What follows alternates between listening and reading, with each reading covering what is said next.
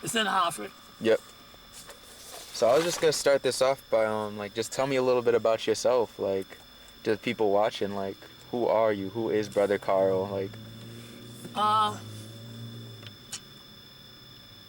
do I describe myself? I'm a person that grew up in the project, which we'll go visit. Yep. Exactly where I grew up at. Came up very poor, but was very rich. As poor as we was, we had each other back. We didn't have the richness family of 12, one died, and grew up with a family of 11. What pushed you to go into the route of community outreach and gun violence prevention? Like what pushed you to go into that route? Well, when you look at the family and how I grew up, what we had was, you had my family, which were my cousins and stuff, who helped out a lot. I can think of my aunt. Father didn't have enough to buy us anything for Christmas. And she would come up from D.C. with a big box of toys. So we were always taking care of with my father's sisters, Matt and D.C. Growing up, living in this project, this housing project here, which is Belby Square, which they're going to tear down, from what I understand. Growing up, we kind of like stuck together. But in the playgrounds, we had mentors. Yeah. I mean, there was always someone telling us what to do. Yeah. If we got off track, they were always correcting it. So like that experience of just like having that community outreach kind of push you to go in the same direction. It kind of saved us, because even though as we got older, there's things we want to do that if they saw it's wrong, they would chastise us. Yeah. So it was that extended family that helped out a lot, where people actually looked out for each other. Yeah. Even though we all, and in the project. So what? Now I stayed. Yeah. Right here. So this is where you used to live? Yep. Growing up? Going up, right on the first floor. Wow. Yep. That was me. And this whole project.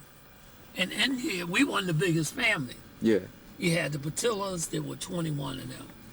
Because we used to always say, don't get in a fight with them, because they coming, they too deep. And then you had the Countrymans, and you had the Pitmans. The project was always built with big families, huge families. Sometimes we have our differences, most of the time we stayed together. Yeah. You know, we're very supportive of each other. Families were very supportive of each other. Even they didn't, even sometime when we didn't get along, we had our little fights. But the next day, we were tight. Yeah. So you got the Brother Carl Institute. So I have a kind of jointed question. So what's the goal of your initiative? And what is just your goal? Is it to bring peace within the black community, or is it deeper than that? One of the goals is trying to get people to learn to love each other in the community, black and brown. And because we were taught to hate each other. We were taught to hate each other. And we weren't taught to love each other. So part of the goal is to see the rich history that we have. And that's because if you don't know where you come from, you don't know where you're going. Yeah. Now the other thing about living in the project, we used to watch. We used to follow Malcolm X. Malcolm X had family in the project. Yeah. They used to come through Bellevue Square. Malcolm X came? Yeah, he came. Wow. Yeah, he came here when we were kids. You ever meet him? Yeah, we Wow. talked to him. That's He amazing. used to come through. He was related to the Littles, Wow. and what happened was he would come through, stop, talk to us, and then he would go over to his family. Hmm. Back then Well- compared to now, how was gun violence? Was it as big of an issue as it is No, it now? wasn't an issue because everybody had a little more love for each other. They Yeah. had their fights. I mean, there was some gun violence, but that was rare. Yeah. You know what I mean? Now, the reason why I'm showing you this spot here, when I came to Sand, Bellevue Square had a gang problem. Yeah. They had a gang called the Magnificent 20s. So I called a meeting of people in the square, and 3 people showed up, and I wanted to know where was everybody. Yeah. And they said to me, Brother Kyle, there's a gang problem. I said, what are you talking about? He said, you know, we scared to go out of the house, and we scared when we go out to come back in the house. So why do you think gun violence is so prevalent within the black community? I think they come with drugs. That's true. If you're allowed to deal with drugs, you're going to protect your interests. We have a lot of entrepreneurs in the community, but they're just selling the wrong product. Yeah. And once you get that, you get competition. And people no longer deal with competition as can we talk it out or can we bring it to the table? They want to shoot it out. Yeah. Because you're taking my profit. I got this corner, you got that corner. And I know if I got people that might come around and stick me up, then I got to protect myself. So therefore, I got a gun. Yeah. But the other guy feels the same way. You know? So the other day, actually the other week, I was doing some research on like the issue of gun violence, and they used the term overlooked and underserved to describe areas where the violence happened. Do you agree with this term? Like Well, it's most overlooked and communities that underserved. poor is overlooked and underserved. Yeah. Give you an example. You know, if you're going to deal with violence, you have to deal with it first through education. You prepare people for jobs, okay? I'll give you an example of the census that was taken, right? Census that was taken, probably 60 to 80% people didn't fill it out.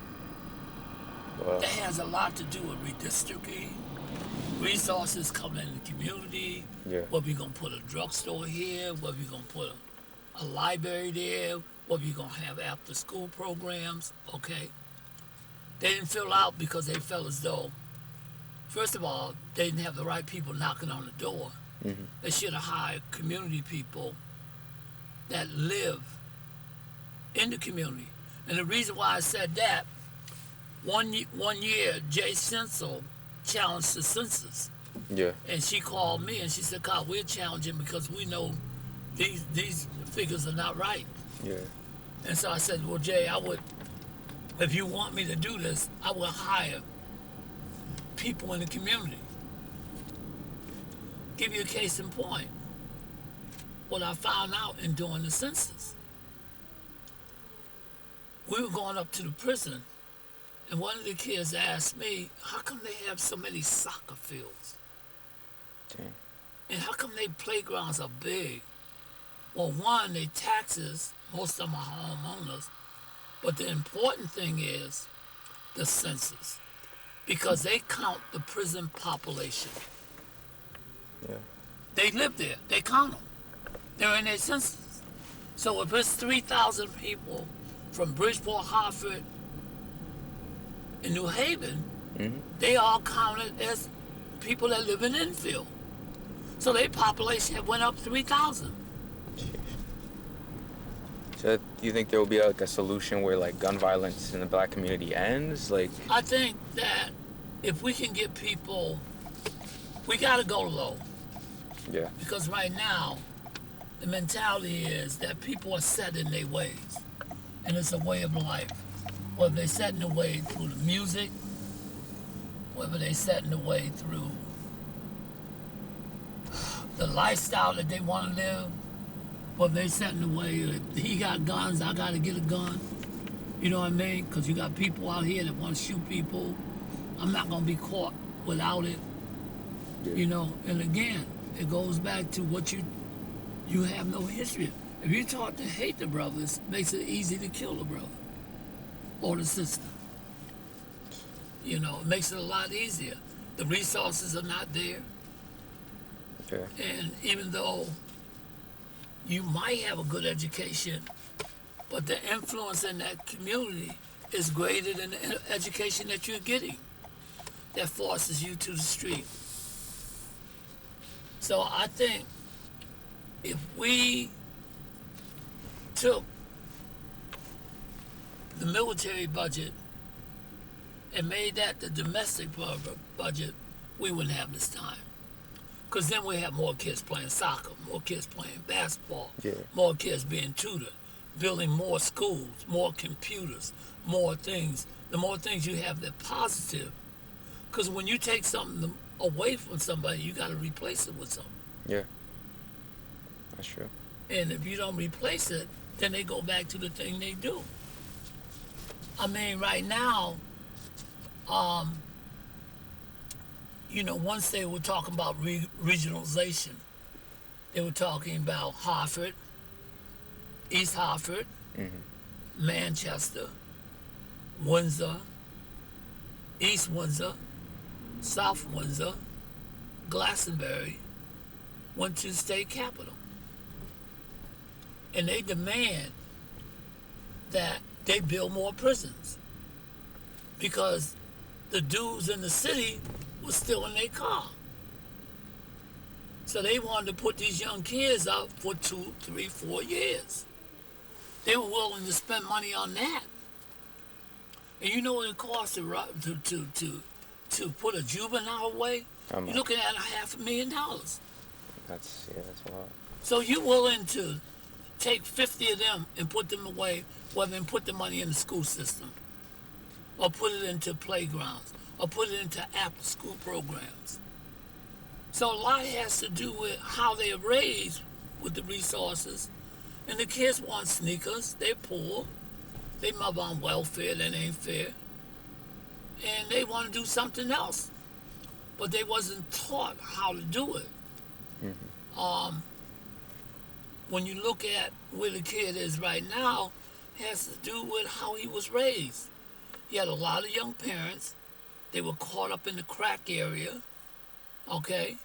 That kid came out, raised himself in the street. So all he knows is what he was taught, how to survive. He wasn't taught how do I survive in Milliner school. You know? So what's like the biggest thing that you've learned? Well, I learned that Just in general from like being out in the streets, like I have helping learned families, that gun violence. you can't go by what everybody say. But if you want to know about the streets, you got to be in the streets. And people, you can talk to them because they respect you. They respect me because I was out there talking to them. Whether they were doing right or whether they were doing wrong. Yeah. And people would say, well, why you talk to him? Because I never know who I got to pull on the game. That guy on the block has more power than I do. Yeah. Mary, Miss Jones called me. Her son is 14 years old, and they're pulling him in. So I got to go to Miss Jones. I got to go to him, say, yo, man, get this kid out of there. Yeah. But if he don't have any respect to me, he don't even want to talk to me. He said, don't worry about it, Brother Carl, I'll take care of it. Yeah. And he took care of it. But the only way you can get that is that you got to be in the street. And you because you're a drug dealer, you can't disrespect him even though you don't like what he's doing, because you never know when you have to call on him. Yeah. A lady wanted to do, she wanted to do a project on Kiki. Kiki was a big drug dealer out of the North End, and he was dealing heavy up in the Ville. Yeah. And when the feds came to arrest him, he put the baby up in the window, and so he could get all the drugs at the house. So then she wanted to do the story because someone had pointed her to me. So I said, okay. She said, I want to do a story on Kiki, the drug dealer that's been arrested by the feds. So I told her I would do the story. But if you tell me how Kiki went to jail for doing drugs and how Rodriguez, from a family of 7, went to Yale that graduated from Weaver, I'll do the story. Well, she wasn't interested in doing Rodriguez. She was interested in doing Kiki. Yeah. So I said, I can't do the story because you're projecting negative. Yeah. If that's what you're going to project, that's all people know, that's the way they're going to act. Yeah. So what's happening is with the media, there's a lot of good things, but we never highlight that because people want to focus on the negative. Yeah. Same thing with gun violence. Same thing. Yeah. So, yeah, there is racism when it comes to press. So why don't these make the news or get like the attention that they deserve? Why is it so undercovers? It has a lot to do with racism. I'll give you another example. 3 years ago, someone in Weaver had a cherry bomb firework, and they let it off in the locker room. And you had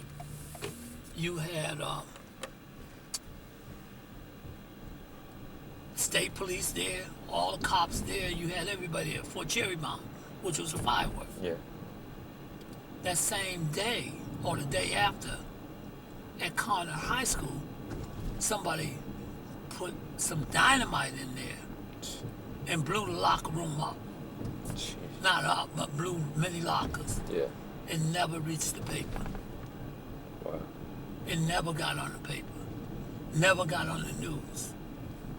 But the little cherry bomb Got the news. became first. It's crazy. So, when you poor, you don't have anything, they're going to emphasize that first. It has nothing to do with, whether you black, white. It has nothing to do with it's where you live. And if you're black and brown, your story going to go on the front of the page. If you white, you can do something worse than they did. It won't even go on the page. Then under the page. Do you think like kids in the African American community, do you think they just get desensitized to the idea of guns and killings because it happens so often? Do you think it's just like... Well, yeah, they do. They do. It's no big thing. Yeah. It's like a normal behavior. They have that, yellow tape mentality. They see it going to school. They see it coming from the school. They see it in the neighborhood. They see it outside the neighborhood. Yeah, they do. So it doesn't faze them. It's just a way of life. It's how we live in the hood. They take it like that. And they survive. So the more they see it, the more they want a gun because they can't trust the police officer. And the more things they see, then they're going to go down that lane. Then they know they got to have a gun. They got to protect themselves. Or if not, they got to kill somebody. So why do we kill each other opposed to like you were talking about love and uniting as one? Because we're taught to hate each other. And we have to learn to Is love the each system other. or is it just... I don't think the how it system is? has a lot to do with the family. Because you can't, you can blame it on the system, but if we together, we can fight the system. Yeah. But because politically we're not together, I mean, we're more so now, but like we should be. You know, we don't realize from an education point how much power we have. And people don't want you, the system don't want you to know that. Because then they might not be in office if you know the power you have. Because the question you would ask them, you want me to vote for me, what have you done for the city? Or what have you done for the state? Our roads are bad. We got a crime problem. What are you addressing the issue? Yeah. So, you know, we don't realize we have to put people in there to fight that issue. No one cares as long as black and brown people. Really. So, I asked you a lot of questions. Like, what are your questions about, like, just gun violence? I'm sure you like way. I mean, like, it comes, like I say, I know it comes with the territory. The question is, does the industry of music have anything to do with it? It might with some people. I don't think you can pinpoint it to one thing. It certainly has something to do with if you're doing negative stuff out there, then you got to have a gun. And at that possibility, you're going to use it. That's all the questions. I think we're good. Like, it was an honor to interview you, man. And I just let this be like an opportunity to kind of like plug what you're doing. Like, tell me what you're doing right now in terms of like gun violence, interruption, prevention, like what you're doing right now. Prevention side was this. Yep. Working with the Magnificent 20s, 20 Love, the Latin Kings, and Los Salitos. Those 4 groups I was working with. Not so much with the Latin Kings, but more or less with the Los Salitos.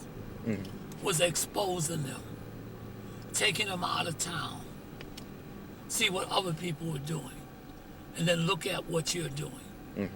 Okay? And once they seen what other people were doing, they began to bring that back. So in terms of like what are you doing now? Like you said you're really busy. Like what's your initiative? Like what are you working on now? The Institute? Working on the Institute, trying to help other people, trying to engage. Yeah. Can you explain the Institute to people who wouldn't understand, like who don't know what it's about? The Institute is to look at the best practices in terms of approaching violence. And there's many ways you can approach it. And what you have is what we call interrupters. We got to put people back in the street. We got to put people on the block. You know, how do you approach? And how do you approach? Because the other thing is a lot of mental health in the community. You have to confront that. Who do you turn to for that? Yeah. You know, so it educates people around mental health. And collectively, it gives them some help, whether a teacher or preacher that you're working with, that if these brothers in the street, that they would mentor those brothers coming up. This is where the event was, with the riot. Right there? Yeah, the car was there. I was on back of the car. You were on top of the car? Yeah. Wow. All the Puerto Ricans. And what year? That was the 70s still? That was in the 70s. Wow. Dang. You know, something crazy, like you kind of mentioned. So when you're talking before, you're talking about how you grew up. There were people, you said gun violence wasn't as bad, but there were people in the community who like are helping you. So now there were more people. You're kind of paying it forward with these interrupters, kind of bringing that idea back of having more people. Trying to bring that back. Yeah, I like that. Because I don't care, any shooting that you see, somebody know about it. Yeah. But they don't want to talk about it. That's true. They don't know who to turn to. 99% of the shootings, someone had told somebody what they were going to do before they did it. Premeditated, yeah. And the question is, can we get people that people can trust? And it's a matter of trust and respect. They trust you and they respect you. And that's what I get from the community. Now, I'm not saying everybody like me. I'll be lying. A lot of people don't like what I do. But I keep doing it to make a difference.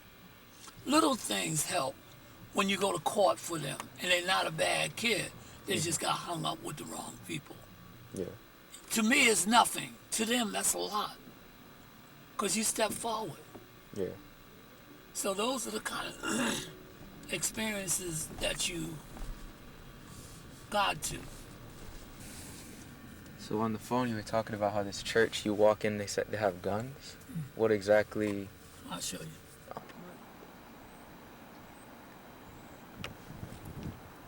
Got a lot of money? Yeah. Copies. 18, dang.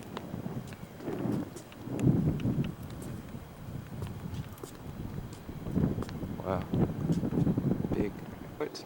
Oh, it's not. It's kind of like See? a handle. See right here. I see it right here. Wow.